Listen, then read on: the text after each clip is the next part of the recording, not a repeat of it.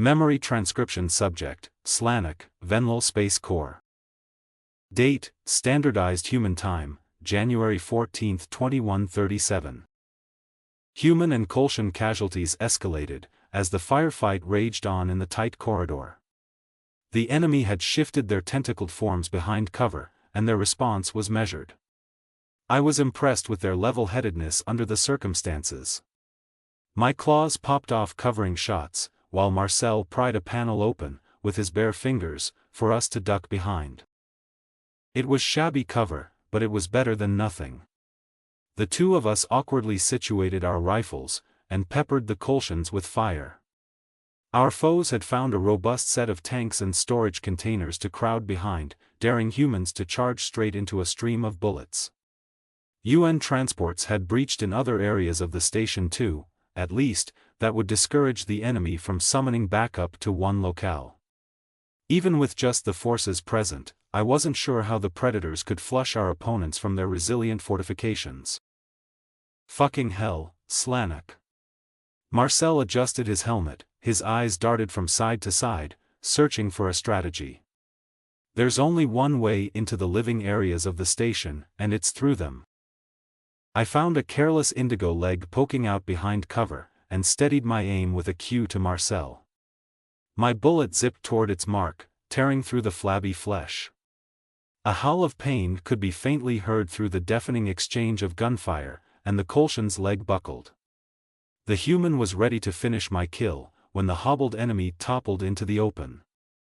My best friend placed a clean shot through their brain as soon as they hit the floor.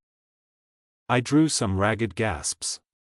There's a dozen of them, give or take, and I don't think grenades'll do much here, in all that clutter. We just gotta keep shooting them.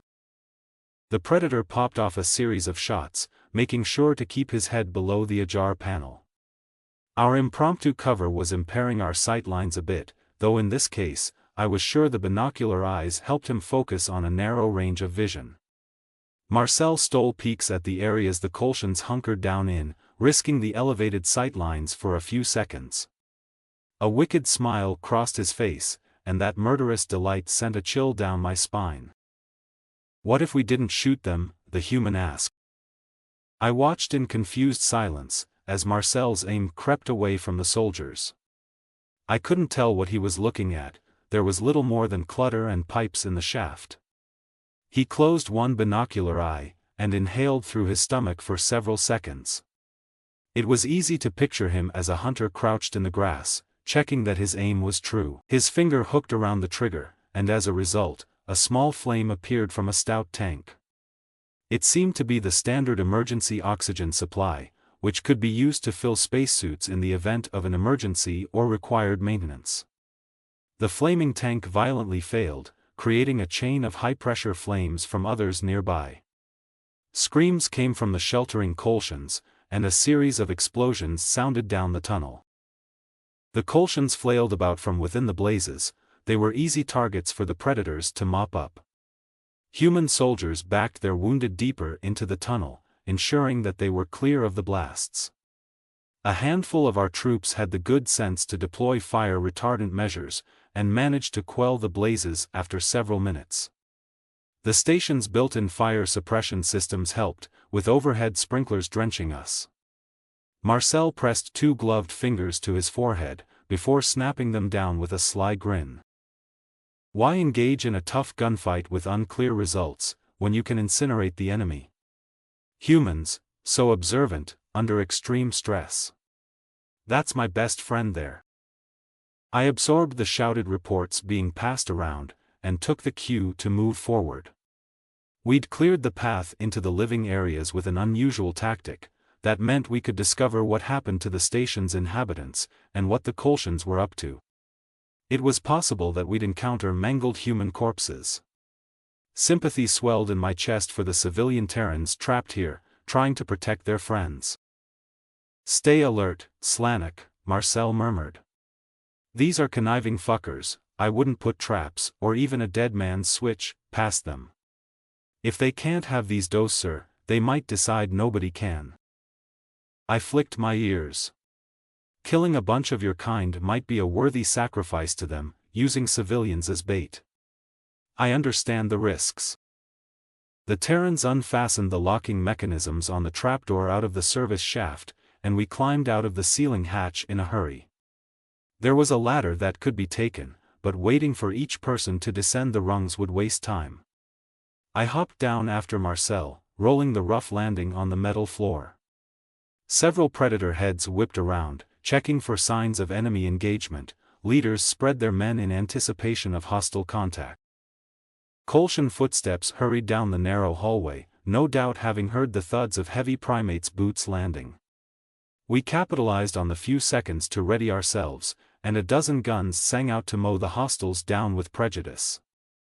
The enemy didn't even have a chance to employ their own weapons. It was a mere 4 security guards, versus a sizable group of humans. I kept my head low, as we jogged through the hallway. A series of empty rooms greeted us. This area wasn't bustling with activity. Kolshan reinforcements weren't hustling to our sector, after how quickly we picked apart their entrenched defenses. So far, the battle was going as well as could be expected.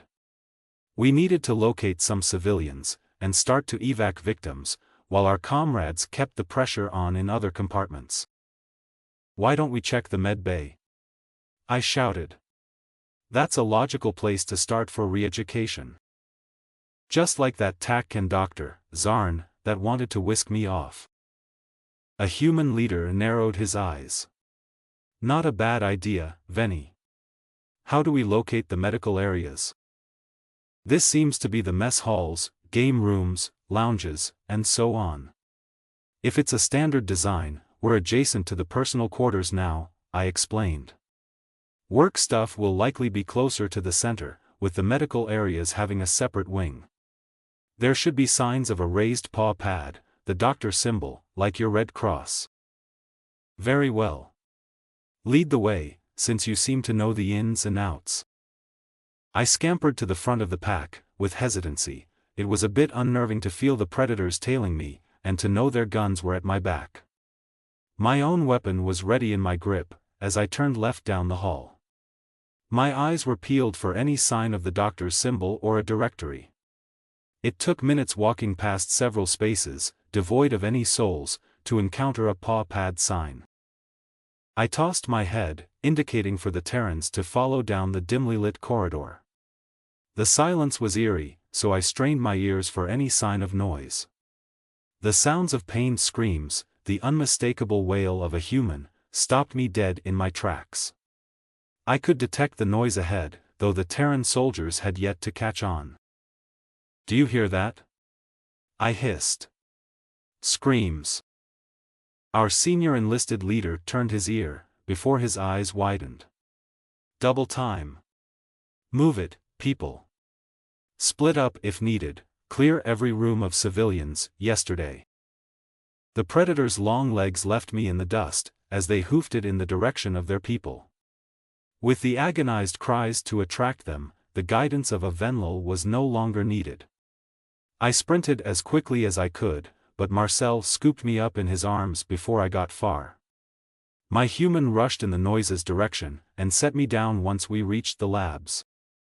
His hazel eyes scanned for rooms that hadn't been cleared, and he pointed to a small lab. The lights could be seen flicking off from under the door, giving away that someone was in there. It wasn't clear if it was an enemy, but the humans and the doser should be pleading for rescue, not hiding.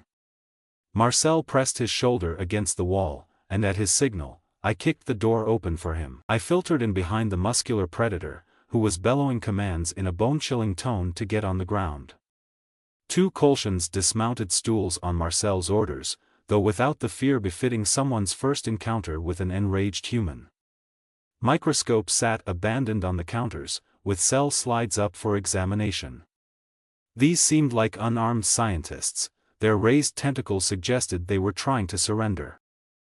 After the false surrender at the Tillfish extermination office, I was wary of these aliens. However, the Kolshans were compliant in sprawling out on the ground. Marcel carried only a single pair of handcuffs, and cursed to himself. He ordered me to watch one, as he snapped plastic bands around the other's arms. The scientists didn't try any dirty tricks, looking a little amused by the humans' unwillingness to kill them. I'm anything but amused. Why is Marcel taking prisoners, when they clearly deserve death? Marcel threw an occasional glance at the handcuffed enemy, until he found a roll of tape lying around. He wrapped it around the second prisoner's arms, and seemed dissatisfied with the level of restraints. His rosy lips pressed together, weighing his options. I was weary of him showing mercy to those who didn't deserve it, Sovlin being the most egregious example. Alright, Slanek. We're gonna take these fuckers for questioning. The red-haired Terran wiped perspiration from his brow, and hoisted the cuffed Kolshan to her feet. Keep an eye on that one until I return. I'll be back quick as I can, after handing this jackass off to our team. Marcel hustled out of the room with a prisoner in tow. I bit back my disdain, keeping my gun focused on the Kolshan. If this scientist wanted to tempt me to shoot them, I was happy to oblige. From the sound of the screams I'd heard, it was a safe assumption this outfit was responsible for torturing humans. My contemptful gaze studied the tape on the lavender tentacles, and the thing dared to ask me a question. Do you have a name, Venlil? The Kolshan queried. Anger caused my grip on the gun to tighten. Yes, but you don't get to use it. My name is Navarus. You want to question me on what we did here? Oh, I'd love to spell it all out for you and any of those ugly-eyed freaks. We can take away everything that makes them unique, that makes them predators, in a flash. What did you do? You fucking monster. Ah, it's funny. You depress their central nervous systems, they grow sleepy and confused. They barely even know who they are. Goodbye violent demons. We only tried that on 25% of the group, to measure the effects of the cure with and without it. A control group is scientific. The cure? You didn't. Navarus bared his teeth with aggression, a clear gesture of hostility compared to humanity's snarl. He nodded his head toward a set of computer monitors, which showed Terrans languishing in small rooms. It was easy to tell which ones were drugged out of their minds, others were presenting with physical symptoms. Watching him revel in using predator civilians for his experiments made my blood boil. What right did they have to erase their dietary leanings? I can't say I like the predators tearing into a pound of flesh, but they would do this to people like Tyler. Even after he brought Sovlin on our rescue, I don't think he deserves to be experimented on, without any regard for side effects or discomfort. I couldn't imagine humanity without their fervor, reduced to little more than prey. This was what would have happened to Earth, if the Kolshans realized centuries ago that the primates could be converted. The only solace was that the scientists hadn't gone after their eyes, or inflicted significant wounds. More fury threatened to overtake me, as I began to wonder what they planned to use this research for. Some of them are vomiting, but we're inclined to believe it's not from the cure, Navarus continued. It's mainly from the ones on the higher doses of the depressants. And these humans react much more positively to herbivory than the prideful Orcs, which was surprising. Our previous hypothesis was that predators are too arrogant to sustain themselves on leaves. I swished my tail in indignation. Some of them choose to only eat leaves. You know nothing about humans, and you treat them like animals. Yes, it might be worth keeping a few around, with significant modifications. Something salvageable. We confirmed that the cure prohibits them from flesh eating, so now, they don't have the option to eat living creatures. How did you confirm that? We fed one of them its own rations. Was hysterical, watching it asphyxiate and turn all red. We're all born into the government caste, kept away from broader society, working in secret, wasn't anything I chose. But getting to make a predator die by its own cruelty, for the good of sapient life? Had I a choice, I would have chosen this work for that alone. Ringing surfaced in my ears, and fury made it difficult to string thoughts together. This Kolshan deserved to die, after bragging about genetically modifying, drugging, and killing human civilians. This was the species that I lived among on Earth, and fought battles alongside. Anyone who would condemn them to be cured deserved to be cured of their living status. I was tired of letting monsters, who sought Terran suffering with glee, live and receive luxurious rights. My rifle raised, and I jammed the barrel against Navarre's temple. The Kolshan had the audacity to laugh in my face. All I could think was how gratifying it would be to end his existence. A growl rumbled in my throat, and the predatory nature of that cue surprised me. "Go ahead. Do it," the enemy scientist barked. "You don't have it in you." I pressed the gun deeper into his, its skull. "Are you sure about that?" "Of course I am. You Venlil are the weakest species in the galaxy. You couldn't stand up for yourselves against a Dosur using their whiskers as a knife. Just look how scared." I tugged the trigger in a swift motion, putting an end to the Kolshan's condescending speech. The scientist's brains were expelled from its skull, and blood splattered onto my fur. I stared in cold silence as the body slumped to the floor.